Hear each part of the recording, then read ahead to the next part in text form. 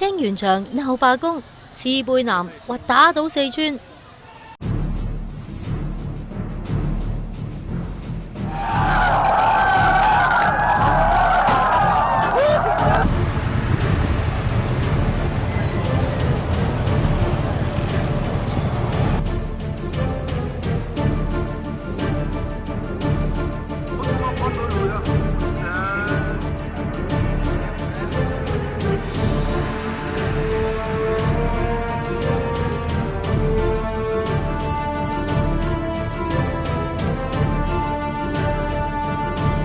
今日日頭都係零零啦，金鋪啦，手機鋪啦，銀行附近有特別部署嘅中國銀行啦，光大銀行啦，都已經4點鐘就收工啦，比平時提早咗2-3個鐘頭嘅。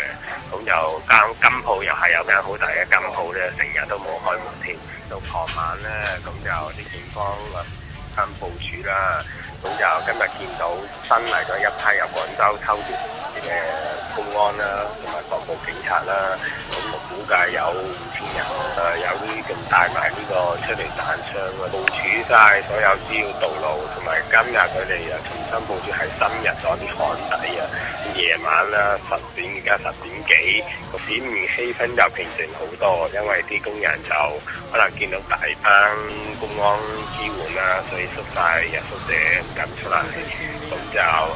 因為又有消息話要戒嚴啦，所以啲工人而家唔敢出嚟行嘅。四川民工暫時被壓制，冇好似前幾晚咁周圍破壞，但阿梅10號晚俾城管打嘅一幕，大家都歷歷在目啊！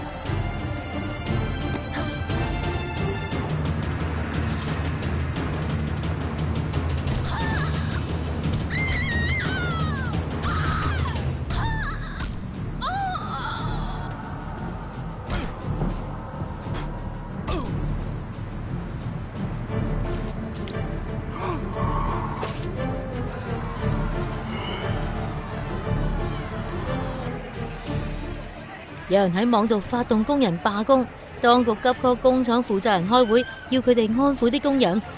本地人就驚戰火燒埋身，號召壯男立鐵通木棍巡村。呢個刺背男誓要打倒四川，話要保衛新塘。